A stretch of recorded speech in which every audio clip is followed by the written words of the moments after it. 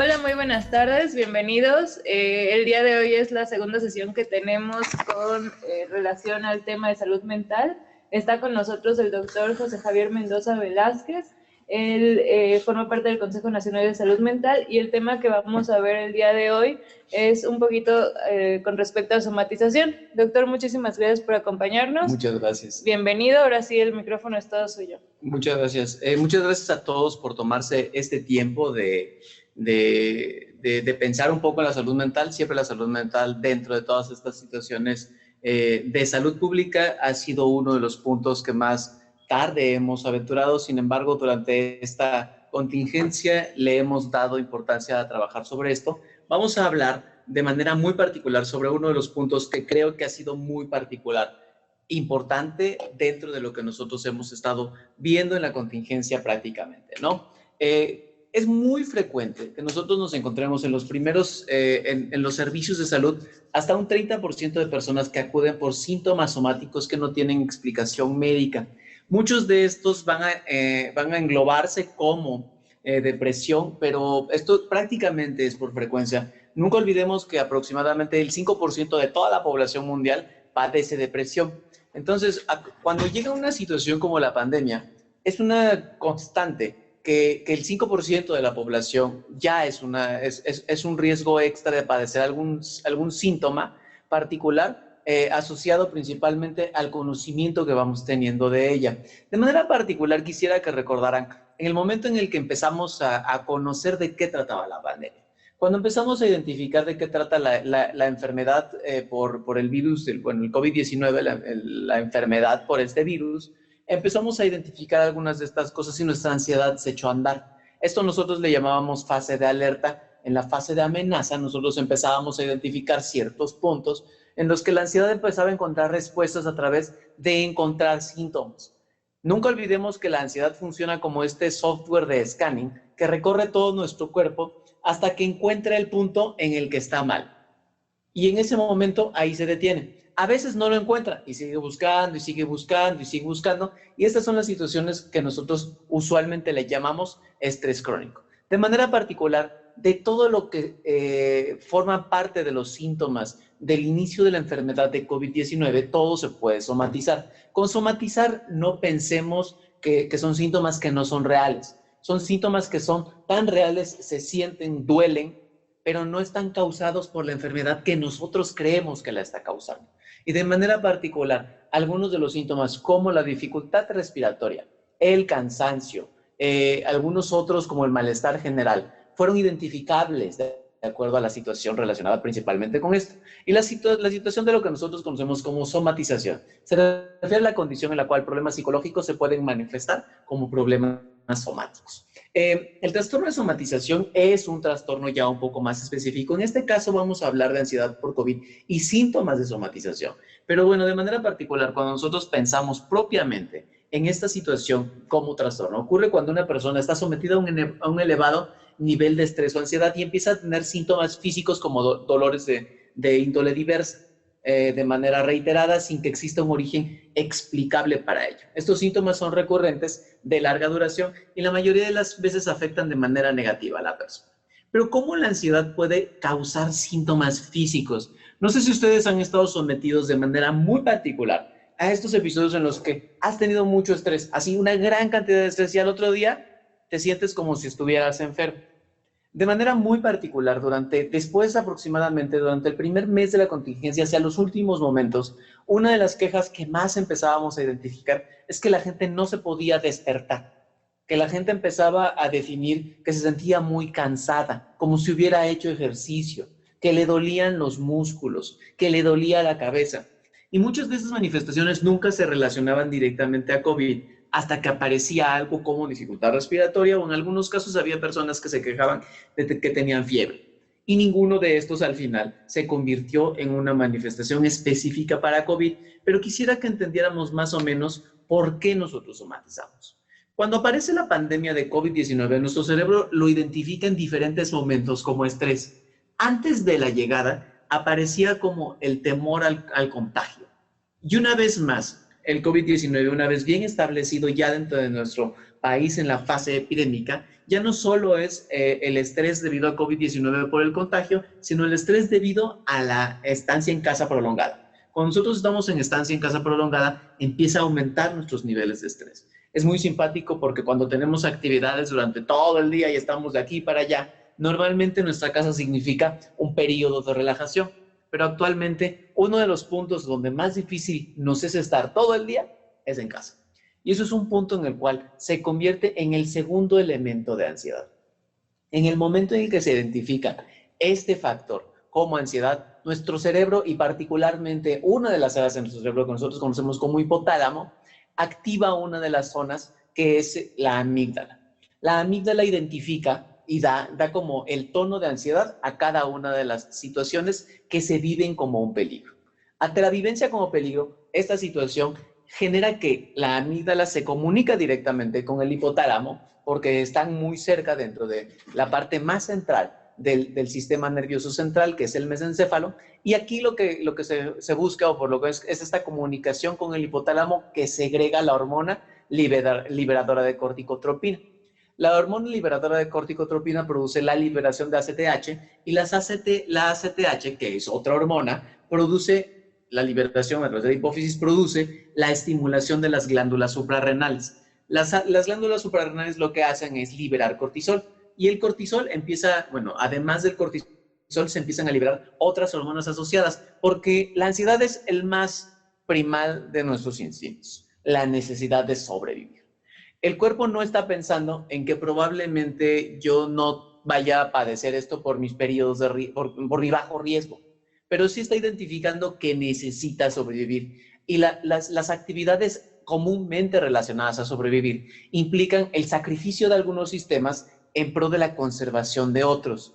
Y de manera particular, sobrevivir no significa como pues voy a pensar en soportar el frío, en tolerar como largas estancias, no, o sea, significa sobrevivir a este momento de manera intensa, en lo que se dosifica o se clarifica de qué tipo de peligro estamos siendo presa, y en ese momento aparece la liberación de esta respuesta y volvemos a la normalidad. Esta situación ya se da en la forma de la retroalimentación, en la cual, bueno, cuando nosotros ya logramos identificar que esta situación no corresponde a una situación grave, esto condiciona un mecanismo de retroalimentación que, bueno, genera principalmente que el estrés ceda. Cuando el estímulo ya no está, el estrés cede. De manera muy particular en la pandemia, el estrés nunca se ha ido. Desde el momento en el que llegó, o sea, desde los primeros días de marzo aproximadamente, pues más bien creo que desde prácticamente el 10 de marzo que se declara a nivel mundial la pandemia, empezamos nosotros a identificar ciertas cosas. De hecho, mucha gente se aisló desde esas fechas, aun cuando no había sido la indicación oficial. Entonces es muy importante que vayamos identificando cómo aparecen estos elementos que a veces ni siquiera nosotros relacionamos como estrés y que se convierten en toda una respuesta física. Y esto para mí es muy importante porque a veces nos cuesta mucho trabajo cómo vinculamos nuestros pensamientos a las respuestas del sistema nervioso central. Esto no es, o sea, se las pongo así para que se vea así de complejo. O sea, esto es lo que está pasando mientras nosotros estamos somatizando. No solamente hay efectos que están específicamente relacionados al sistema nervioso central, sino se está afectando también. Estos neurotransmisores que se liberan empiezan a generar también una respuesta en nuestro sistema inmune que favorece que nosotros tengamos síntomas inflamatorios. Y a veces incluso, no sé, había muchas personas que después del periodo de recuperación del terremoto del 2017 empezaron a sentir síntomas como si tuvieran gripa. Y esta es una situación muy particular. Los efectos conductuales como la sensación de sueño, el incremento del apetito, el incremento de la actividad sexual. Y estas son situaciones que fuimos viviendo durante el primer mes de la pandemia, durante el estrés agudo. Y fueron situaciones que fueron normales. O sea, esta situación es una relación normal con nuestro medio. Estamos identificando algo que no es normal y nuestro medio normal está tratando de darle respuesta. Y a partir también encuentras ciertos efectos neuroendocrinos que generan todas estas situaciones de estimulación que generan toda la descarga hormonal. Entonces, todo esto conduce al estrés agudo. Y el estrés crónico es esta misma situación a lo largo del tiempo que va favoreciendo que haya células que van respondiendo para tratar de evitar que esta respuesta genere daño. Y entonces nuestro sistema se va modificando a largo plazo impidiéndonos sentir tanto estrés, lo cual no implica que el estrés deje de estar, solo dejamos de sentirlo. Entonces nuestro cerebro empieza a perder funciones en orden a esto. El punto muy particular es que, por ejemplo, el hipocampo, que es el área que se encarga del aprendizaje, también es el área que se encarga de liberar muchos de los neurotransmisores que generan la descarga de cortisol. Entonces, como este medio empieza a deteriorarse para que no nos siga dando esta señal, pero a la vez el hipocampo es el encargado de que aprendamos. O sea, ante el estrés, esta facilidad que nosotros tenemos para aprender se va perdiendo y va afectando nuestra capacidad de ir reconstruyendo experiencias a través de esto. Esta es la versión más sencilla y esta es una versión un poco más gráfica. Cuando el estrés llega, la glándula hipófisis entiende un mensaje, emite el mensaje que hace que todas las hormonas se liberen. La respuesta neurológica principalmente es que nos mantenemos más atentos y con más atención. De hecho, no sé si ustedes lo han notado, pero una de las primeras partes que se tensa durante el estrés es el cuello. Y el cuello te tiene que mantener viendo al frente para que todos tus sentidos puedan percibir cualquier estímulo que en este momento tengas como posibilidad. No importa que no vayas a pelearte con nadie, no importa que no te estén asaltando, simple y sencillamente el cuerpo identifica estrés y da la reacción siempre igual, de manera más o menor intensa, de acuerdo a la intensidad del estímulo. Y esto hace que haya también una respuesta que no únicamente se queda en el sistema nervioso central, sino va a los músculos. Se tensa esto y se protege la lengua y mordemos fuerte. Y entonces cuando nosotros estamos sosteniendo mucho tiempo este estrés, a lo largo del tiempo también empezamos a sentir manifestaciones como dolor. La mordida también genera contracción de los músculos temporales que genera dolor de cabeza y esto empieza a generar modificaciones a lo largo del tiempo. También en esta parte del estrés, el incremento en el pulso, en la presión, y durante este periodo tenemos un pequeño trance de incremento de la presión de manera temporal. Si esto se vuelve constitucionario, esto va a empezar a generar daño en los vasos y en el corazón, participando en la génesis de enfermedades. La respuesta al cortisol inmunológica es la disminución de la respuesta inmune. Esto es la facilidad para infectarnos de algo. O sea, mientras más estrés tenemos, menos funciona nuestro sistema inmune. Otro de los puntos que prácticamente todos hemos sentido es que durante el estrés, durante este periodo de estrés, no necesitamos digerir, necesitamos ocupar la energía que ya tenemos, entonces se para el intestino.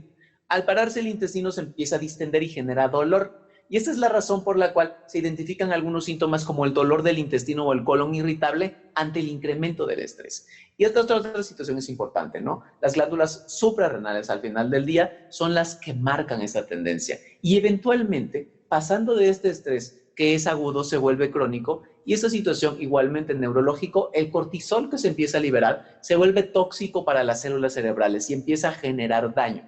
Empieza a concentrarse, empieza a disminuir nuestra capacidad de atención, empieza a disminuir empieza a aparecer la ansiedad y la depresión y produce ya la sensación de ataques de pánico, fobias y alteraciones del sueño.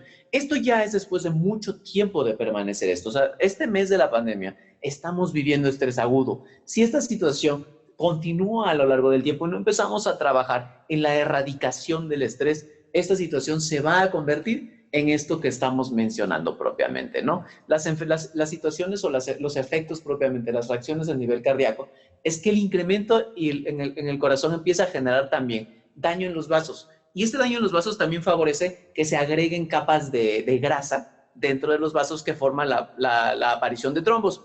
Entonces, no nada más se queda en el hecho de favorecer la posibilidad de un daño vascular con la génesis de una enfermedad cardiovascular, sino además la formación de un trombo y la formación igualmente de la posibilidad de una complicación no únicamente cardíaca, sino vascular. A nivel digestivo igualmente estos empiezan a generar ya no únicamente la distensión, sino cambios en el apetito y favorece la obesidad.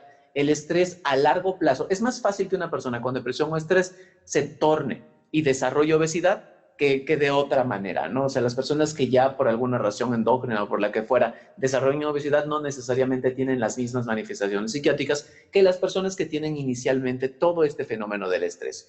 Igualmente, ¿no? A nivel inmunológico hay una menor actividad que favorece la incidencia de las infecciones. Pero bueno, particularmente ahora que ya podemos entender cómo es tan compleja la respuesta de la ansiedad y no es una enfermedad que sea exclusivamente de me siento nervioso. La gente identifica como nerviosismo y todo esto, pero no identifica toda esta toda esta gama de síntomas que forman propiamente la conducta.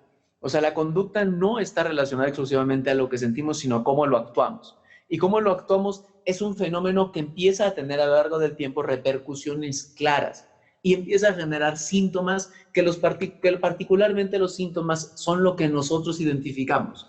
Y de manera particular, durante el primer mes de la pandemia, las posibilidades de sentir dolor eran muy altas. Dolor de cabeza, dolor del cuello, dolor de alguna de nuestras extremidades. Y la razón de este dolor es esto que estábamos viendo, ¿no? O sea, nuestro cuerpo preparado para pelear, preparado para huir, en esta respuesta de estrés traumática, empieza a generar puntos de dolor específicos en las zonas donde se necesita sostener mayor contracción. Empieza a generar también este incremento de la tensión física, empieza a representarse propiamente como fatiga, cansancio, pérdida del interés de ciertas cosas. Y este incremento en la frecuencia cardíaca también favorece la aparición de la idea o de la percepción del síntoma de la dificultad respiratoria. Y dentro de esto es importante que nosotros lo entendamos, porque estos son 3 de los síntomas más comúnmente asociados a la infección por COVID-19.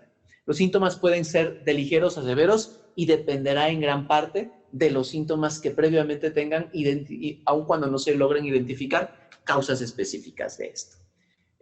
Igualmente es importante identificar que dentro de los síntomas muchas de las personas además podrán sentir ansiedad extrema con respecto al síntoma físico, sentir una preocupación continua porque los síntomas ligeros pudieran ser síntomas de una enfermedad más grave.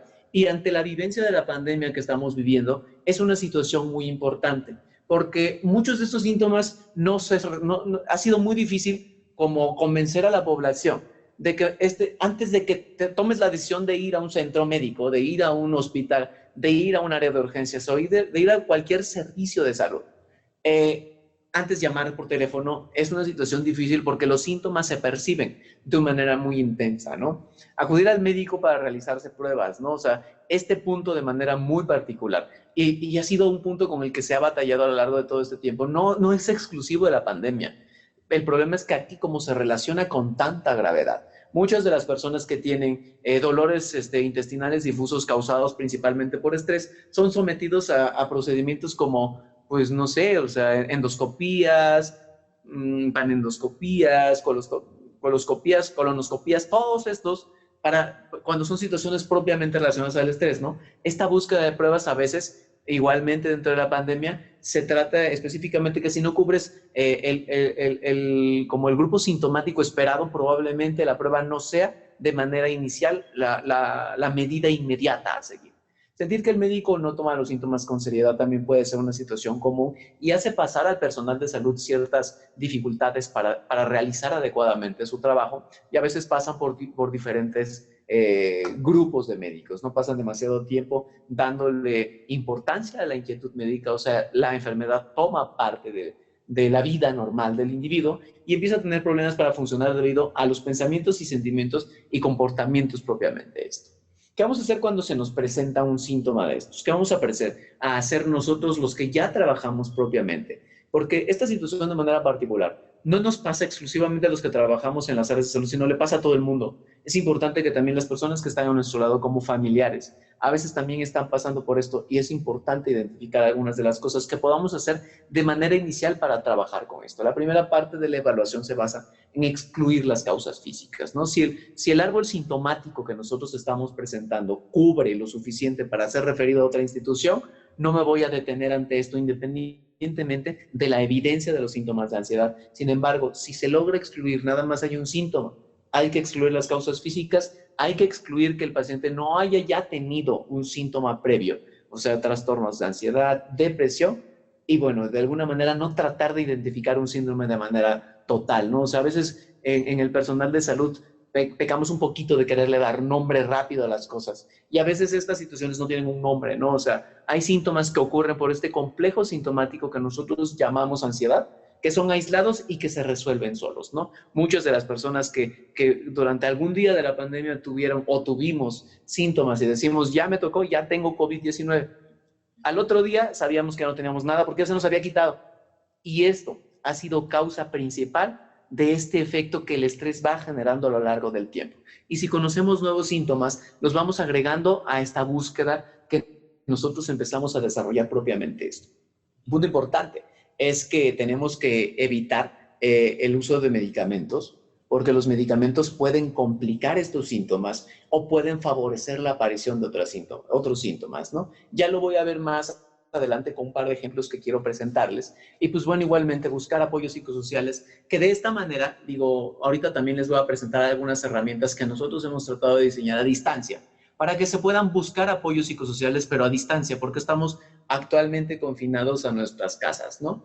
Siempre hay que pensar en dar seguimiento. O sea, si hoy presentaste un síntoma, en 1 o 2 días hay que preguntar cómo va esto, para que si en este caso esa situación no se soluciona, particularmente si yo soy un profesional de la salud mental, pues bueno, ya lo trato, ¿no? Si yo no soy un profesional de salud mental, pero no sé, soy un profesional de la salud, lo canalizo a un profesional de la salud mental o me comunico con este personal de la salud mental. Particularmente acabamos de lanzar una línea del Hospital Psiquiátrico Fray Bernardino Álvarez, que se las voy a presentar, que les pueden resolver algunas de estas dudas por teléfono para que pudiéramos de alguna manera evitar esta comorbilidad a través del uso de otros fármacos. Cuando nosotros empezamos a trabajar con ciertas cosas, también es importante que lo primero siempre es tener los conocimientos suficientes para descartar una condición física. Y esto implica que al menos nos vamos a centrar en lo que conocemos, no lo que no conocemos. De repente hay una situación y que es muy particular de todas las áreas de la salud, de buscar lo último que hemos conocido. Y esta situación de novedad nos hace buscar siempre la última enfermedad que leímos. Y esto es una situación que a veces somos nosotros tratando de resolver alguna situación, pero bueno, particularmente hay que descartar las condiciones físicas de la más común a la más complicada, ¿no? Y bueno, la capacidad para identificar o descartar igualmente los síntomas de la depresión. Nunca olviden que de los 120 millones de habitantes que somos en este país, aproximadamente 6 millones padecen depresión. Las personas con depresión tienen niveles de cortisol más elevados que favorecen la presencia de estos síntomas en todos los niveles, y eso es una situación bien importante porque es una situación bien común. Nosotros, los que nos dedicamos a trabajar con la salud, no exclusivamente el que trabaja con salud mental, sino todo el que trabaja con la salud, siempre debe identificar algunas representaciones emocionales que puedan favorecer síntomas médicos que nosotros podamos identificar y que al final del día el sustrato no venga únicamente de retirar el síntoma, sino de tratar de retirar el otro.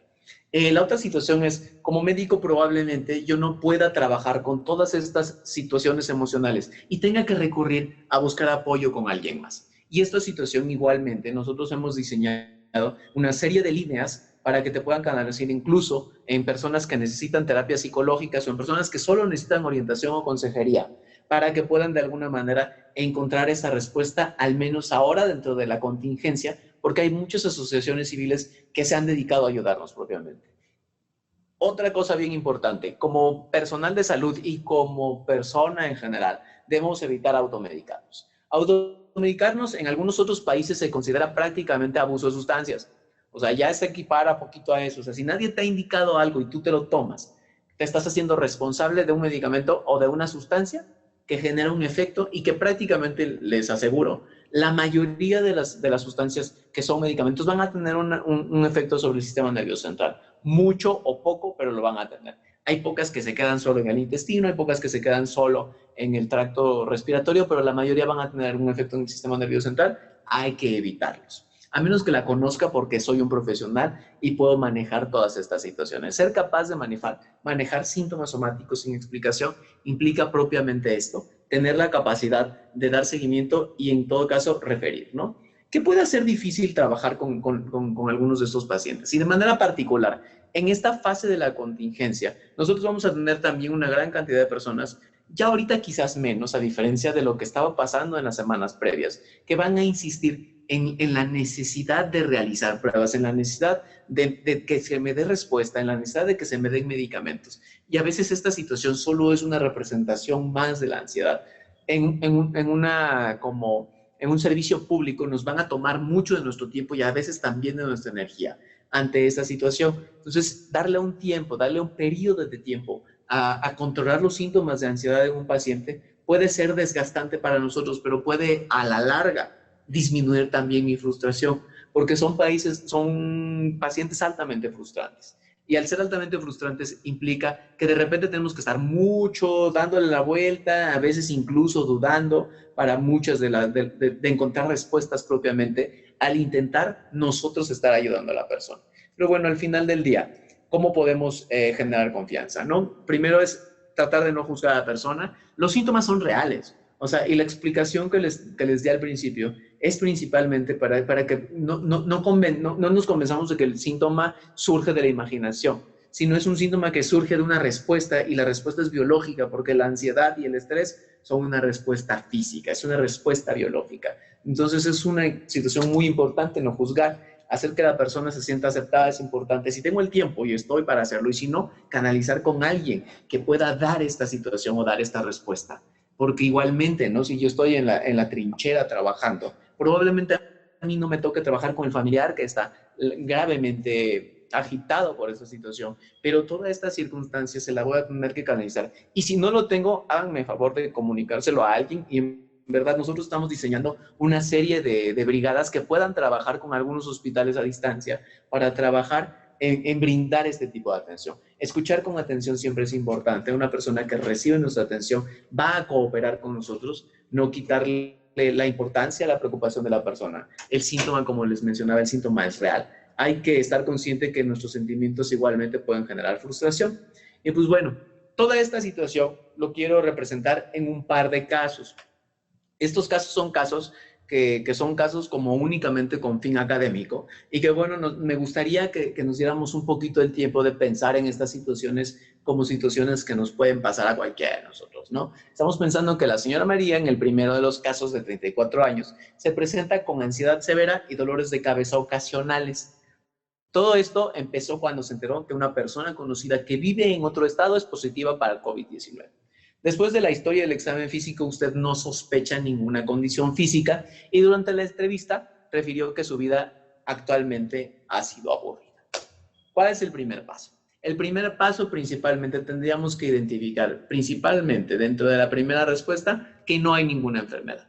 Y al identificar, como en el cuadro clínico nos está diciendo, usted no sospecha que tenga una condición física, implica que hice un historial clínico, que hice lo que puedo hacer de acuerdo a mi protección y a la protección del paciente, de la exploración física, y yo no sospecho ninguna condición física que sustente la demanda terapéutica. Entonces, el primer paso está dado, que es descartar la condición física, y en el segundo paso será descartar otros trastornos previos que podrían estar justificando la aparición de estos síntomas de ansiedad, porque ya no estamos pensando que cuando nosotros percibimos a persona con ansiedad, vemos una persona con nerviosismo, que habla rápidamente, que tiene como variaciones en el tono de la voz, que está tensa físicamente. Y esa situación nos habla de trastornos previos que tenemos que descartar de manera particular. Uno de los trastornos que más rápido vamos a tener que descartar son los trastornos depresivos, ¿no? En este caso nosotros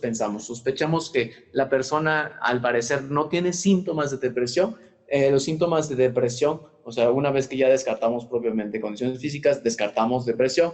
Los síntomas más comunes son fatiga, falta de energía, sentimientos de desesperanza, la pérdida del interés en situaciones que previamente fueron interesantes, los cambios en el apetito o en el sueño, para bien o para mal, o sea, aumento del apetito o disminución.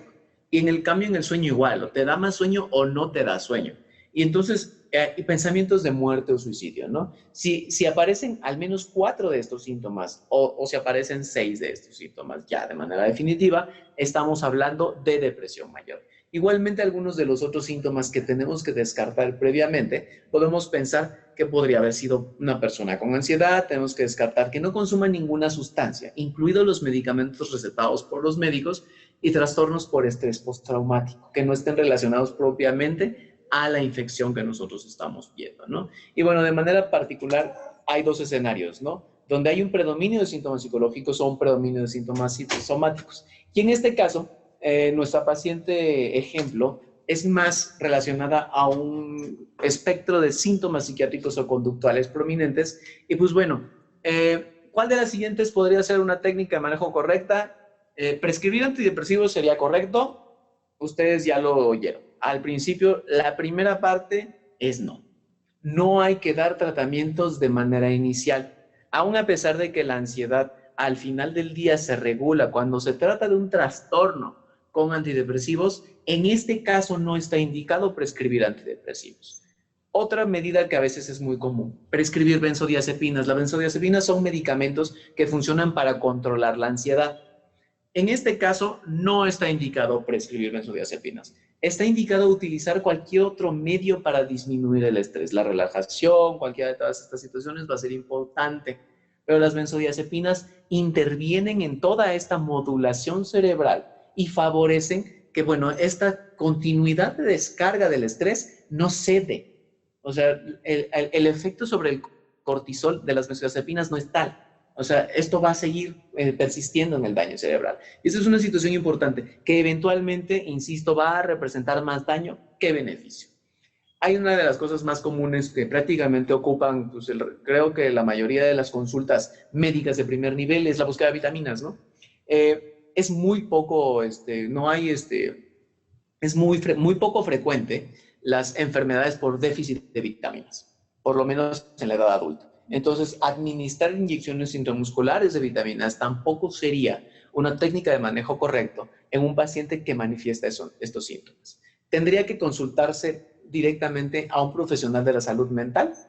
Esta sería la situación que probablemente sería más correcta. Y si no hay un profesional de salud mental, entonces yo, que ya puedo entender cómo funciona la somatización, puedo dar un proceso psicoeducativo. Esta charla se las voy a dejar aquí en el INSABI y en el portal, que vamos a tener un portal de salud mental que yo me voy a encargar de mantener actualizado para que tengan también herramientas por si necesitan apoyo en salud mental. Y una de las cosas que yo creo que a veces ya se presta así hasta como un poco de broma, un poquito, es decirle a la persona que debe ser fuerte. No, la persona no tiene que ser fuerte, nadie tiene que ser fuerte, ni el profesional de salud, ni nada. Tiene que identificar que es una persona vulnerable, que tiene un cerebro que está sometido a estrés y que si se sigue sometiendo a estrés, se va a dañar más. Bajo esta perspectiva, una de las pocas cosas que no tenemos que decir y que tenemos que asegurar es no decirle a la persona que debe ser fuerte. Eventualmente, esta sensación de fortaleza termina con un daño y la persona que siente que no es fuerte, con culpa. Entonces, por todos los lugares que hablemos de todas estas cosas, la vamos a regar. La otra situación, vamos a ver, bueno, al final del día, ya es más o menos lo que vimos, evite medicamentos inapropiados, corregir la medicación inadecuada, y no solo la automedicación, también de repente cuando muchos de los pacientes con infección por COVID fueron a algunos servicios médicos y recibieron ya antibióticos. Y creo que eso es una situación importante que durante la pandemia debe ser muy cuidada, ¿no? O sea, muchas de las manifestaciones relacionadas al COVID pueden modificarse a través de las grandes dosis de antibióticos. Entonces hay que prevenir las altas dosis de antibióticos. Como les decía, no prescribir todo esto que estamos mencionando, antidepresivos, benzodiazepinas o placebos o vitaminas que pueden tener efectos significativos y sobre todo cubrir con la idea de que estaba padeciéndose una enfermedad cuando esto al final del día es una respuesta normal. Siempre es importante hablar de ciertas cosas que me gustaría que nunca olvidemos. Las personas con estrés siempre tienen ciertos puntos de vulnerabilidad y bueno, toda esta diapositiva la voy a reproducir en 3 cosas, ¿no? Riesgo de violencia, riesgo de consumo de sustancias y riesgo de suicidio. Si alguna de estas 3 cosas pudiera estar presentándose, el paciente tiene que trabajarse como una urgencia en salud mental. Eso ya probablemente le corresponde a otro nivel, ¿no? Pero sí es cierto que es importante evaluar estos factores estresantes que pudieran ser importantes en el desarrollo de este punto de ansiedad. Vamos a trabajar ahora en un segundo caso ficticio. En este segundo caso ficticio, el señor Tapia es un hombre de 25 años que acude por primera vez, refiere distensión abdominal y exceso de flatulencias. No tiene dificultad respiratoria, pero ha sentido la garganta seca y leyó que el COVID-19 puede dar diarrea. Ha visitado a otros 2 médicos quienes ya lo evaluaron. Ninguno de los médicos le dio tratamiento y busca una siguiente opinión. Solicita exámenes de sangre y opiniones para realizarse otros estudios.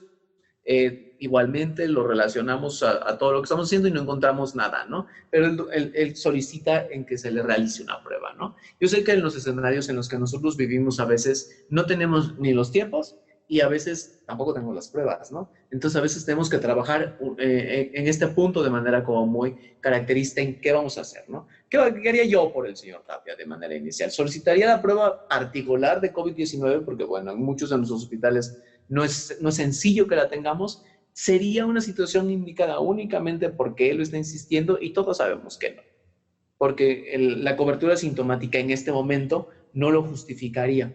Pero solicitaríamos algún otro estudio como una colonoscopía para el trabajo con esto, también no sería una indicación propiamente, ¿no? Y el otro punto, ¿no? Desestimaría la solicitud terapéutica del señor Tapia y le daría un antidepresivo porque todo parece estar en su cabeza.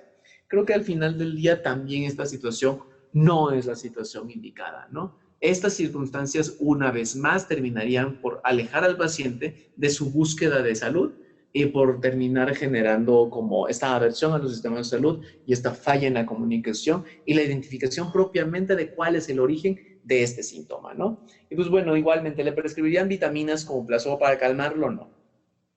Entonces, las vitaminas al final del día prácticamente no tienen ninguna función. Hay personas que lo van a defender hasta al final. Insisto, no terminan por ser benéficas en el terreno de lo conductual. Cuando uno le da una respuesta a una demanda terapéutica, esta se convierte en tratamiento. Y nosotros al justificar un tratamiento estamos convirtiendo algo que no es enfermedad en enfermedad. Y dentro de estos puntos igualmente es importante en este manejo del escenario, corregir la medicación inadecuada, no prescribir y abordar los factores psicosociales. Hay un punto de manera muy particular que quizás en esta pandemia no vaya a ser tan frecuente, que son los estresores psicosociales de niños y adolescentes. Dentro de los niños y adolescentes las situaciones son diferentes. De manera particular no se ven igual, ni los problemas mentales, ni la depresión, ni el consumo de drogas se ven igual. Entonces, para esta situación sí debemos estar como de alguna manera relacionando principalmente a identificar algunos otros puntos como la irritabilidad, los cambios de hábitos, el aislamiento, como posibles síntomas agregados presentes en un paciente que tiene manifestaciones de síntomas somáticos que no son explicados por otra causa. Igualmente, ¿no? Evaluar los factores estresantes entre los papás o en el contexto, ¿no? O sea, violencia escolar, violencia en la familia, abuso, consumo de sustancias en los adolescentes y igualmente, si existen problemas en el rendimiento escolar, vale la pena mantener como una relación específica con el medio cuando tengo la posibilidad de hacerlo.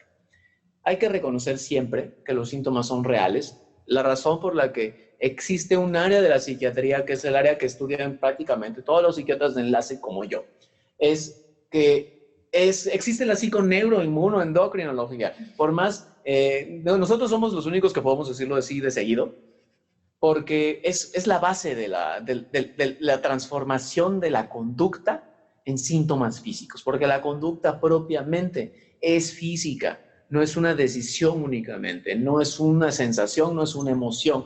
Cada una de nuestras emociones tiene una representación física. La tristeza se siente en el cuerpo, el enojo se siente en el cuerpo, y esto a lo largo del tiempo va a generar daño en todos nuestros sistemas y daño en el sistema nervioso central. Entonces, darle la explicación real a nuestras personas, a las personas cercanas a nosotros, va a ayudar a construir confianza y a favorecer la comunicación, y esto eventualmente al conocimiento de las emociones dentro de la persona que está solicitando nos ayuda.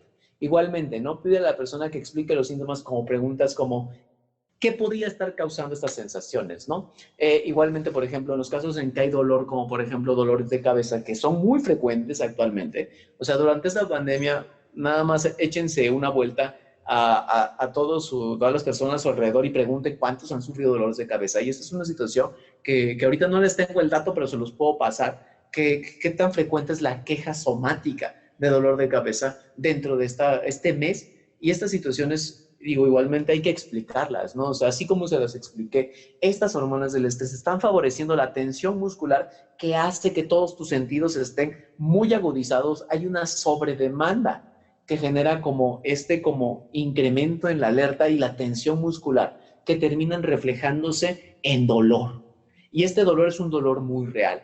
Es el dolor que de repente cuando te logras relajar, es como cuando de repente estás sentado después de trabajar y ya empiezas a mover el cuello, porque ya sabes que estás tenso. O sea, esto lo hemos vivido de manera común. Insisto, explicárselo a los pacientes es una situación real y estamos en un momento en el que nuestras personas cercanas y nuestros pacientes pueden entenderlo mejor que hace unos años, ¿no? Igualmente preguntar cosas como ¿hay algún problema en su vida que le esté causando estrés?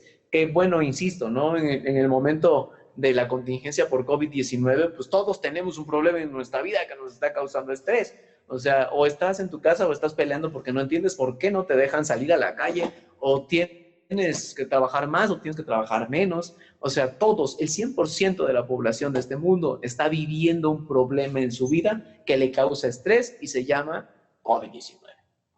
Estos síntomas empezaron con relación a la aparición del COVID-19, de manera muy particular, es una situación importante, ¿no? Ver si estas situaciones aparecieron relacionadas a esto y cómo, ¿no? Y si estos síntomas ya le habían pasado con anterioridad. Es muy probable que una persona que ya ha pasado por esos síntomas los vuelva a repetir durante situaciones de emergencia. Una vez más, evitar las pruebas, incluso si todos los resultados son normales, no caer en decir que no tiene nada, independientemente de que a veces no lo hacemos con mala voluntad. O sea, no es como que digamos, le voy a decir que no tiene nada para que se sienta mal. No, o sea, es decir no tiene nada significa desestimar y descalificar y quitarle la validez a la demanda terapéutica. Entonces el paciente nunca va a volver y va a ir con alguien más y eventualmente puede ser una potencial queja incluso, ¿no? Entonces vale mucho la pena que nosotros identifiquemos esto, que identifiquemos el síntoma, expliquemos el síntoma y validemos el síntoma. Los síntomas son reales y validarlos es importante. E igualmente explicar los puntos relacionados con las personas que pueden retornar si empeoran ante ellos, ¿no? Traumas o pérdidas recientes. Dentro de las contingencias o dentro de la contingencia que actualmente estamos viviendo, existe otro punto importante. Los traumas o las pérdidas recientes. Y esto no hablo exclusivamente como personas de la población general, sino también como personal de salud. No estamos acostumbrados a perder pacientes. No es común perder pacientes. Y muchas veces nos vamos a tener que enfrentar en situaciones como esta a pérdidas muy frecuentes. Estas situaciones generan ansiedad. Y esta ansiedad a veces no vamos a ser suficientemente capaces de entender qué nos está generando, ¿no? O sea, aún a pesar de que yo me dedicara a la más, no sé, crítica de las áreas de la medicina, esta situación supera mucho de lo que nosotros estamos acostumbrados a manejar y se va a convertir en un factor de estrés. Ante esta situación es importante identificar estos puntos y buscar ayuda. Y si no, insisto, no pelear por tus momentos de descanso, las estrategias para mantenerte comunicado y no tener como ninguna dificultad sobre todo esto. ¿Qué apoyos comunitarios están disponibles? Insisto, en caso de violencia doméstica, duelo, les paso estos datos. Igualmente, estos números se los voy a dejar presentes en todos lados. Ya los tenemos en el micrositio de coronavirus de salud mental. Los vamos a dejar igualmente aquí en el INSABI. Bueno, el CISAME de San Jerónimo, el Hospital Psiquiátrico Infantil, cuando la duda es relacionada a personas de menos de 16 años, en el Hospital Psiquiátrico Fray Bernardino Álvarez, que es el Hospital Psiquiátrico de Adultos, que principalmente nos está ayudando con todas las dudas con las personas que ya han sido identificadas con alguna discapacidad psicosocial diagnosticada, y el Instituto Nacional de Psiquiatría, que nos está ayudando particularmente con el personal de salud, con todas aquellas personas del personal de salud que identifican alguna situación relacionada a su salud mental y que consideran que necesitan ayuda. Todos ellos están ayudando a distancia. De manera particular, el Instituto Nacional de Psiquiatría hemos creado una clínica que funciona de manera virtual. Esto es para nuestros trabajadores de la salud.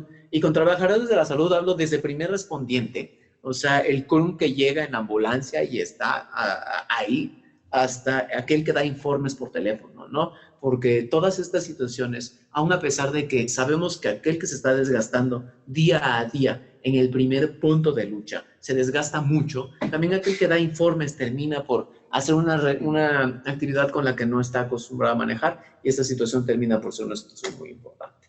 Dentro también de la red de atención telefónica está la red de la línea de la vida, que tiene como ventaja también dar auxilio con relación al consumo de sustancias, ideación suicida y también en algunas personas con discapacidades, porque tenemos una conexión a través de estos números directa con el DIF.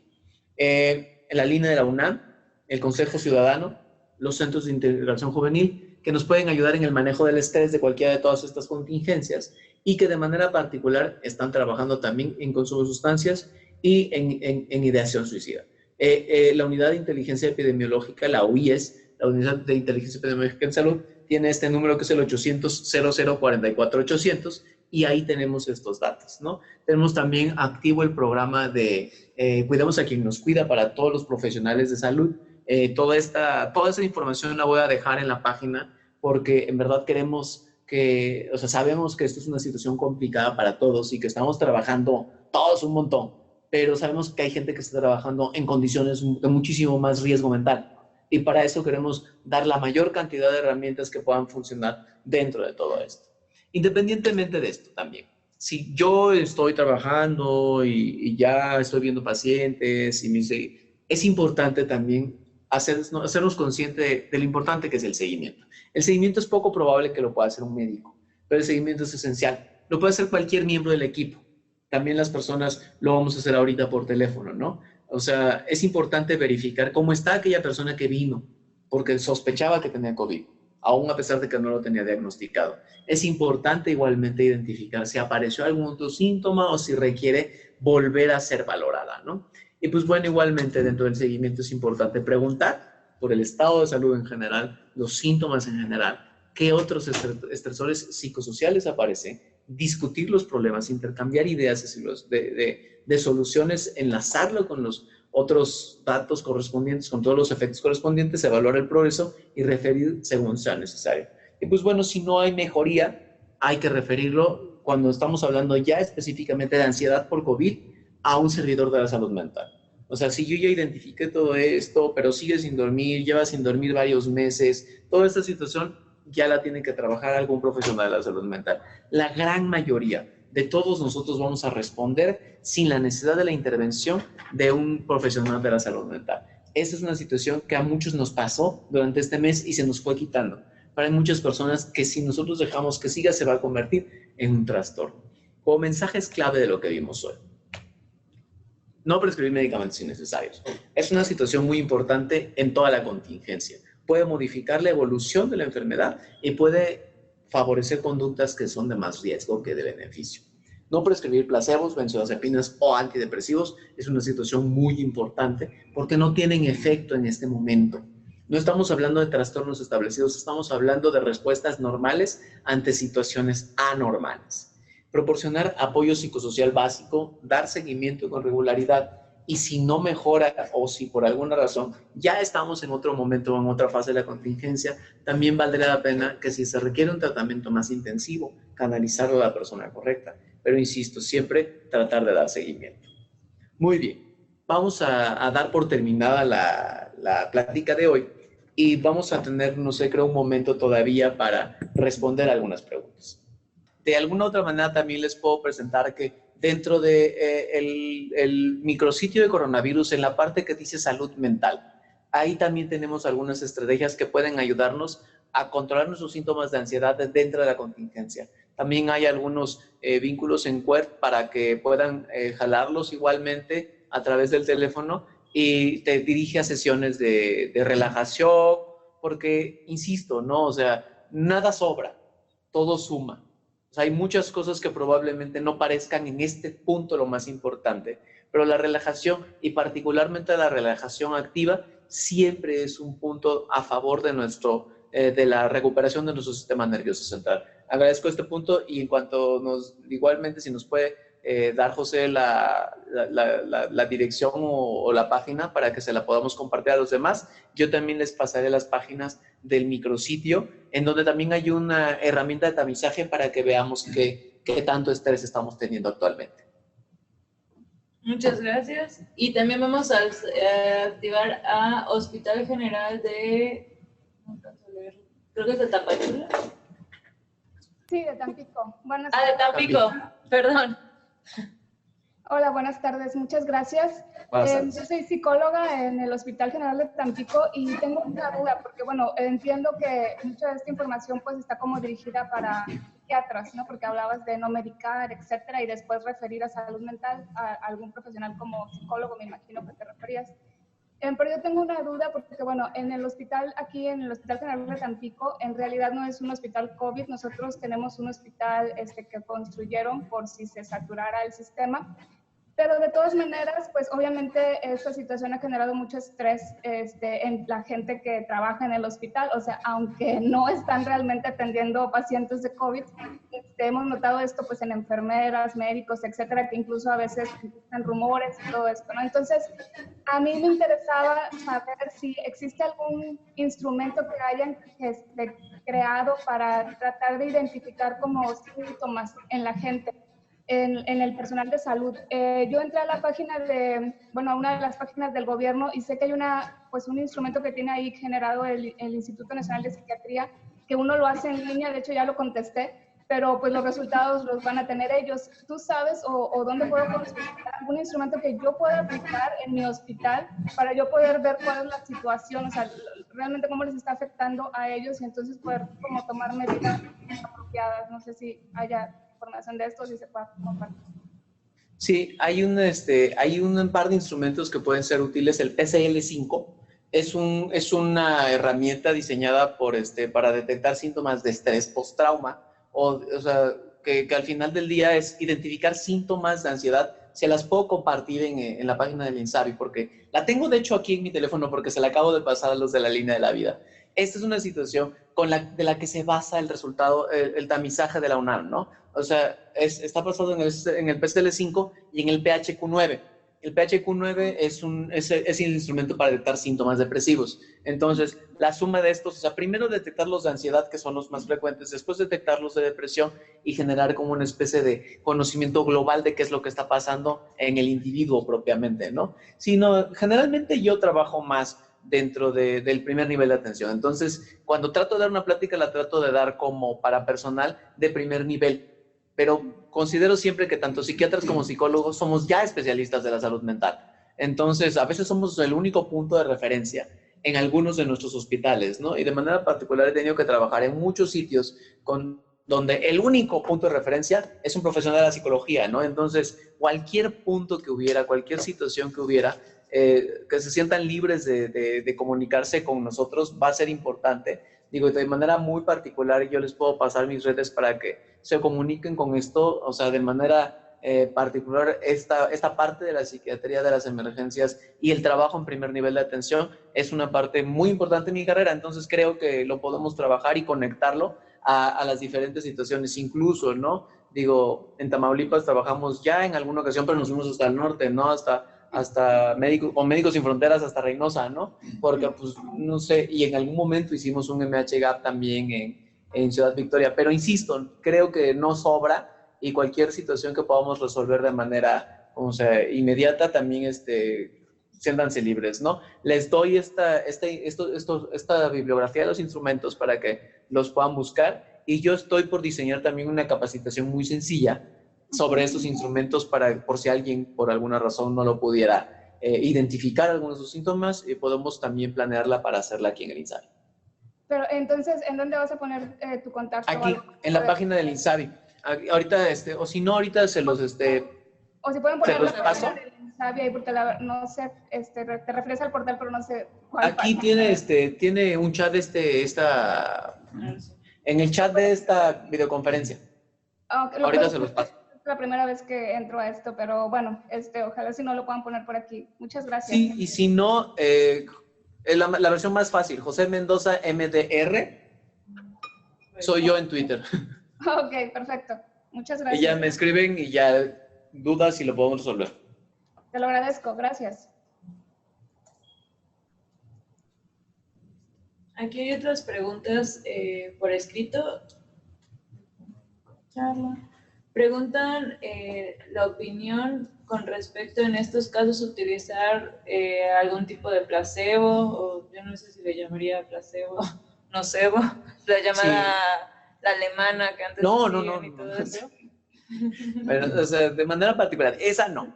O sea, todo lo que pueda generar como una respuesta aversiva ante esa situación, como una especie de castigo por una conducta relacionada a la salud mental, está completamente contraindicado. Si bien a veces como que uno quisiera decir, pues ya llévese sus vitaminas o mire, tomes esto que no le va a hacer nada, creo que termina favoreciendo la conciencia de que existe una enfermedad. Y aquí el punto es identificar que existe una normalidad, que todos la estamos pasando mal, unos más mal que otros dependiendo de nuestro bagaje cultural, nuestras experiencias previas, pero al final del día existe un déficit en nuestra regulación normal. O sea, nos está fallando la regulación y es normal. Y bajo esta perspectiva, insisto, no estaría bien dar un tratamiento que pudiera ser propiamente identificado como placebo. Si por alguna razón identifico un síntoma que es muy importante, sí de manera particular, para algunos síntomas como por ejemplo la taquicardia, la percepción de estos síntomas así como de hiperactividad, mucha tensión, o sea, ha habido protocolos hechos con propranolol a dosis muy bajas, 20 miligramos hasta 2 veces por día, se pueden indicar con seguridad. Únicamente hay que verificar que la frecuencia cardíaca no sea baja, porque sí es un medicamento que disminuye la frecuencia cardíaca y es un medicamento que puede resolver los síntomas físicos de la ansiedad de manera como pues, sencilla, ¿no? Pero evitar dentro de todo caso otro tipo de fármacos. Ninguno ha demostrado evidencia. Entonces, ese es el que más. Claro, muchas gracias.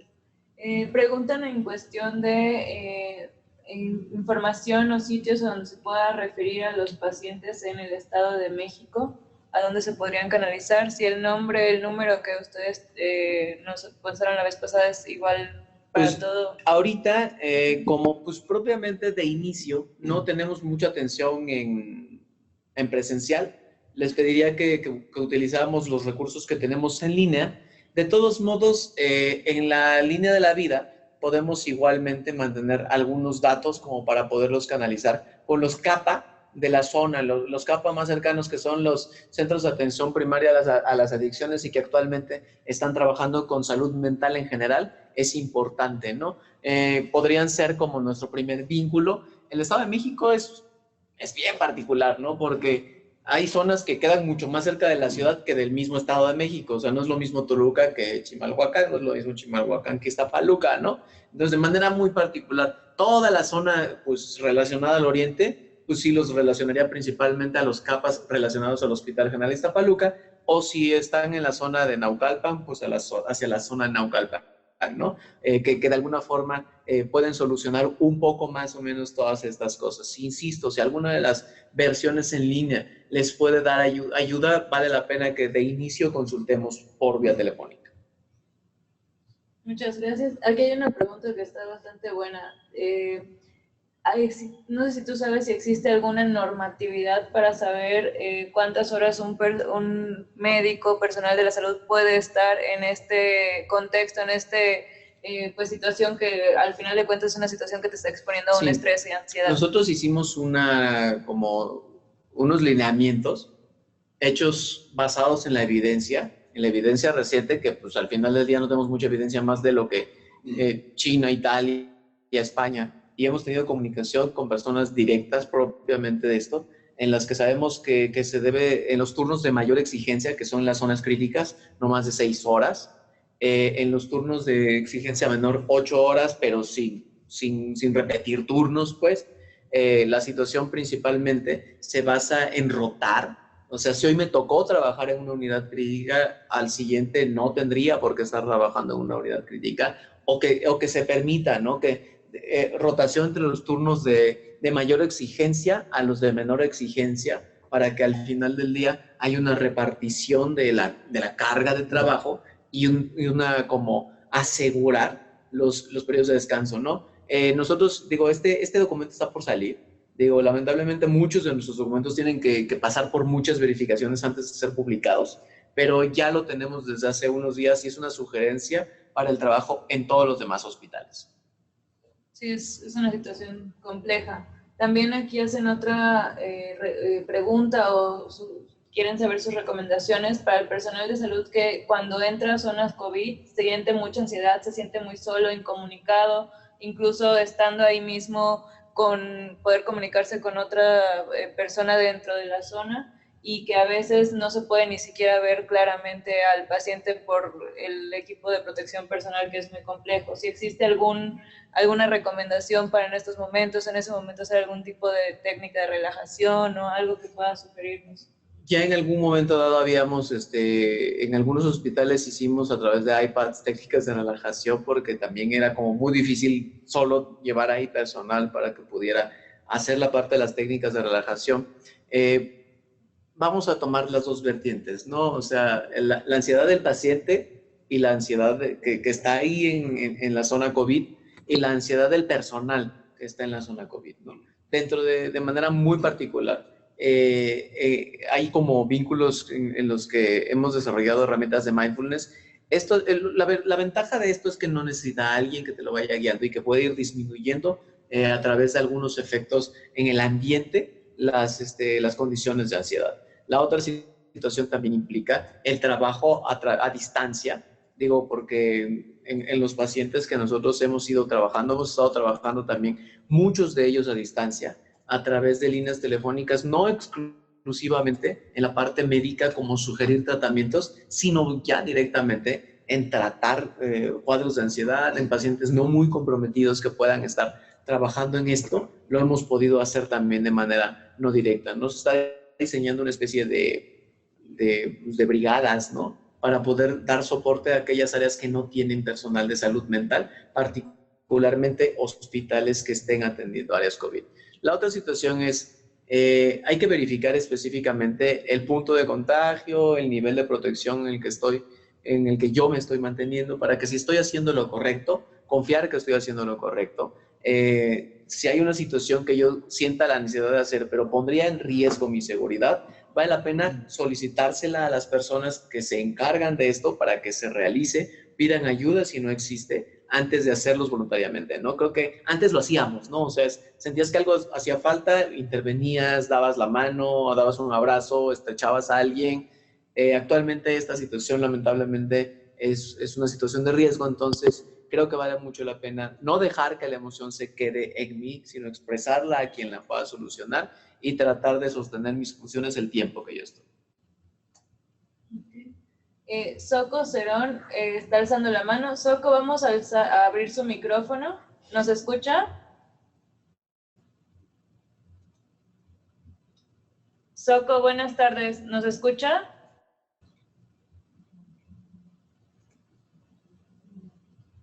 Los que gusten participar pueden hacerlo alzando la mano directamente en la plataforma. Nosotros aquí podemos verlo y ahí tratamos de que se abra el micrófono.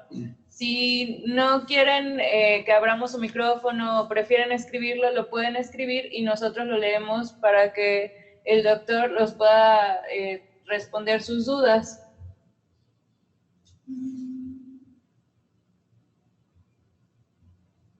Ok, aquí hay otra pregunta. Comenta Beatriz Barajas, muy interesante la conferencia. En lo personal, yo estoy pasando por situaciones y estoy siendo apoyada por la psicóloga de mi centro de trabajo. ¿Qué se puede hacer cuando un jefe inmediato insiste en ponerme en área crítica cuando me encuentro en situación de estrés y con angustia? Créanme que hemos trabajado mucho, hay muchos jefes como estos en todo el país.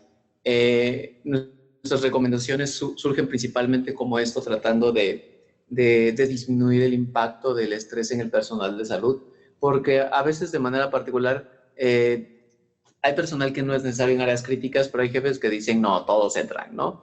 Y creo que esto es una situación en la que es importante para nosotros devolverle la seguridad al personal a través de algunos lineamientos que puedan ayudar a esto y que lleguen de la instancia correspondiente, ¿no?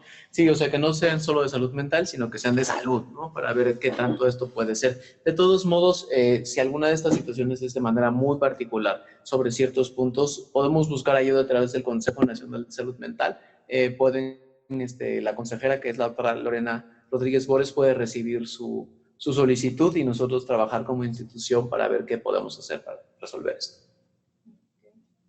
Muy bien. Araceli, vamos a activar su micrófono.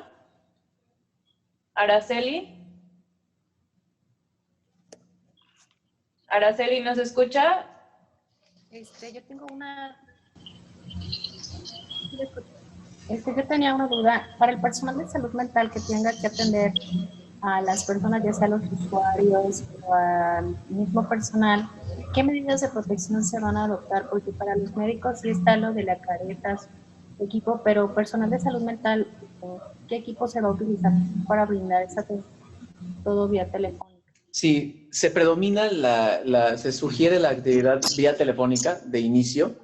Si trabajo en una institución de salud en la que estoy en contacto en áreas de no alto riesgo, las medidas son las mismas medidas que tenemos para nuestro cuidado general. Si trabajo en una instancia de salud de mediano riesgo, o sea, necesito mi bata, necesito mi careta, necesito mi cubrebocas, o sea, son las mismas que llevamos para cualquier otra situación. De manera particular, igualmente, lavado de manos, no tocar, no estrechar. De manera particular, los que trabajamos en salud mental sabemos que a veces el contacto físico es muy importante dentro de nuestro trabajo, ¿no? Entonces, evitarlos de todos modos ante esto. Y sí, sobre todo, vale la pena que si hay alguna posibilidad de hacer esto vía remota, hay que primordializar la actividad vía remota. Listo, ya tiene activo su micrófono, Creditam. Buenas tardes, ¿me escuchan? Sí, claro. Ok, bien, mi pregunta es, bueno, más que nada felicitarlos por toda la orientación que nos están dando, pues a nosotros, los que trabajamos en salud mental. Yo soy psicólogo, estoy a cargo del CEREDI Tamaulipas, de Nuevo Laredo. La situación es el que ustedes están teniendo, ¿está disponible o dónde lo podemos conseguir?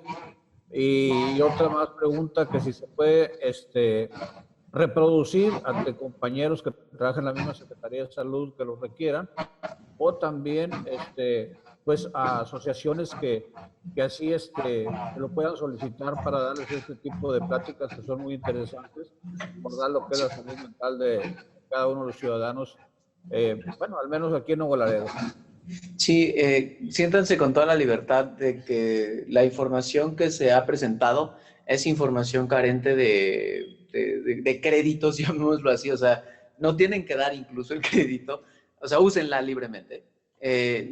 Yo particularmente creo que lo que pueda servirle a más de una persona es importante, y esta versión queda grabada aquí y eventualmente se va a subir también a la página del INSABI, para que lo busquen igualmente como INSABI, y en la página del INSABI, en la parte de salud mental, van a aparecer todas estas como sesiones que vayamos teniendo.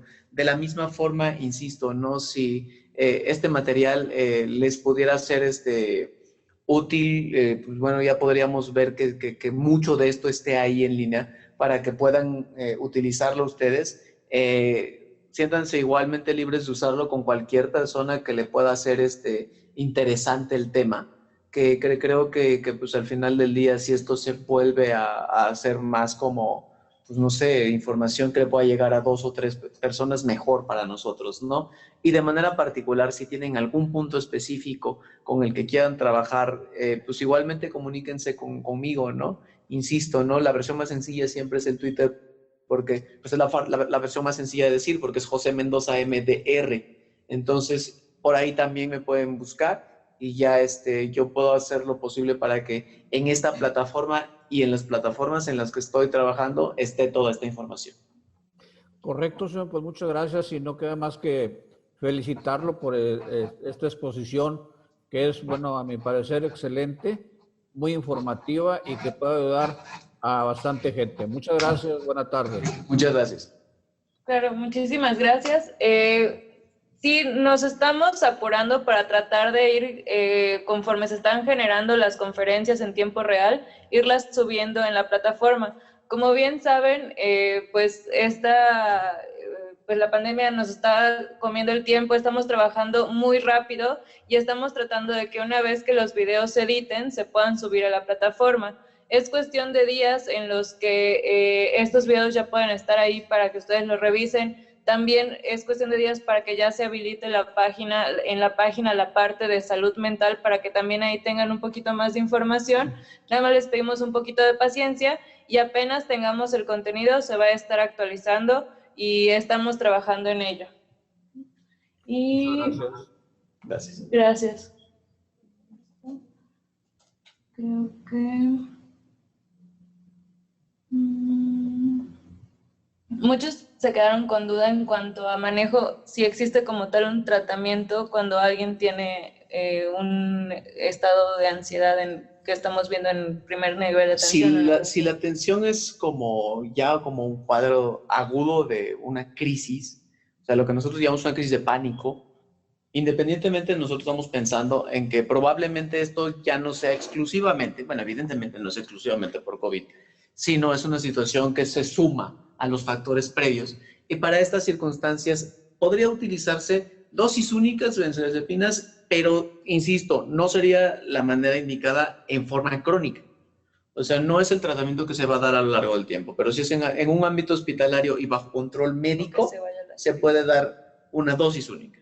Y la otra situación es, como les decía, ¿no? El propranolol es un medicamento que a través de su función puede disminuir los efectos de algunos de los síntomas más graves o más comprometedores de la ansiedad, como la taquicardia, como la hiperventilación, como la sensación de hiperalerta. Estos síntomas ceden a la administración de 20 hasta 40 miligramos de propranolol.